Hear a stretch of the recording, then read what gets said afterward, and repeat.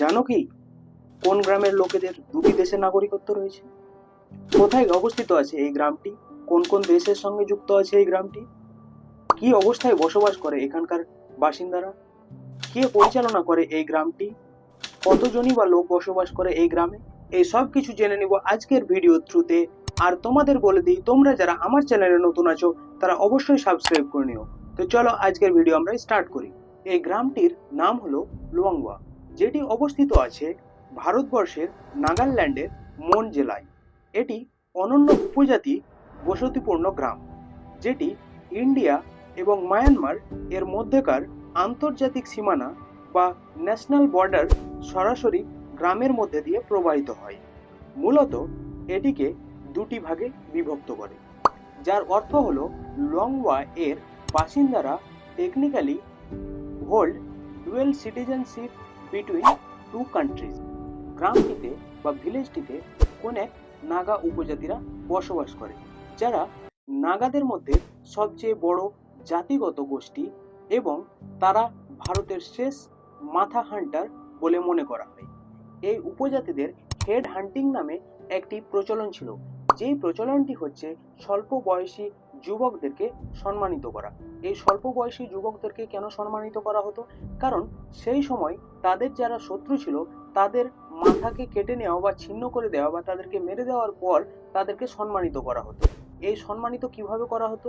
তাদের সম্মানিত করা হতো তাদের পুরো মুখে ট্যাটু করে সম্মানিত করা হতো। এই প্রচলনটি বন্ধ হয়েছিল 1960 সালে। এরপর থেকে এই প্রচলনটি এখন পর্যন্ত আর নেই। তোমরা যদি কেউ এই গ্রামে ঘুরতে যাও, তবে এখন যদি ওখানে গিয়ে অনুসন্ধান করো, তবে এখনো তোমরা প্রায় 30 জন মতো ট্যাটু হান্টারকে পেয়ে যাবে, যাদের মধ্যে সবচেয়ে যিনার বয়স বেশি তিনি হচ্ছেন 80 বছর বয়স পুরনো বা তার থেকে বেশি।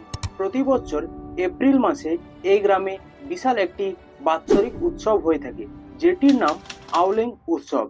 এই উৎসবটি স্টার্ট হয় লগ ড্রাম বাজানো দিয়ে। এই উৎসবে তারা মেতে ওঠেন বিভিন্ন সাজসজ্জায়, কারণ এই উৎসবটি মূলত তারা পালন করে থাকেন তাদের ফসল কাটার সময়, এবং তারা মনে করেন যে তাদের বছরটা তারা সেই সময়কে যেহেতু নতুন বছর হিসেবে স্টার্ট করে, এবং তারা মনে করেন যে তাদের জীবনকে নতুনভাবে রূপ দেবেন এবং নতুনভাবে তারা নিজের জীবনকে গড়বেন।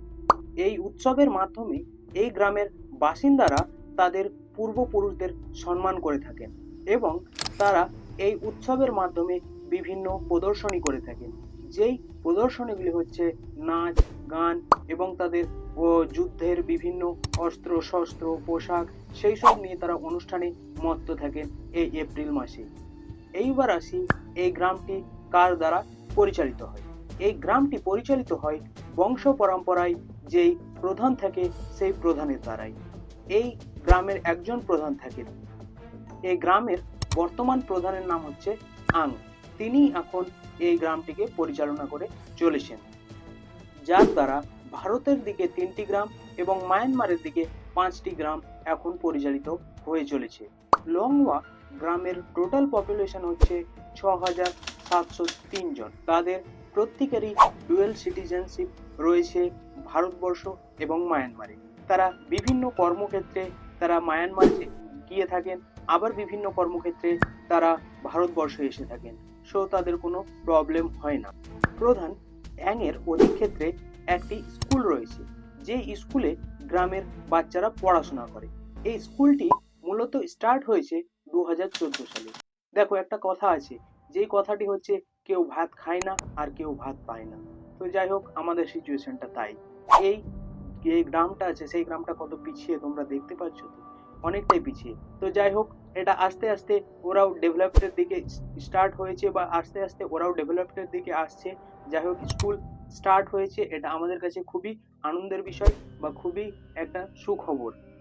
আর তোমাদের জানিয়ে দিই, এই অ্যাংয়ের বাড়িটি রয়েছে আন্তর্জাতিক সীমারেখার ঠিক মাঝ বরাবর, অর্ধেকটা ভারতবর্ষে আর অর্ধেকটা মায়ানমারে। শুধু অ্যাংয়ের বাড়ি না, এখানে গির্জা রয়েছে, স্কুল রয়েছে, সেগুলি সবই আন্তর্জাতিক সীমার উপর রয়েছে, অর্ধেকটা ভারতবর্ষে আর অর্ধেকটা এই মায়ানমারে। তো আশা করছি তোমাদের কাছে এই ভিডিওটা কেউ তুলে ধরেনি, এই সর্বপ্রথম আমিই তুলে ধরলাম। তো তোমরা যারা যারা জানতে এই গ্রামটার ব্যাপারে তারা অবশ্যই কমেন্ট সেকশনে জানিও। আর তোমরা যারা আমার ভিডিও দেখলে আশা করছি তোমাদেরকে ভিডিওটা ভালো লাগলো। তো অবশ্যই তোমরা like, comment, share and subscribe করে দিও। তো চলো টাটা বন্ধুরা, আজকের ভিডিও আমি এখানেই শেষ করছি। আল্লাহ হাফেজ।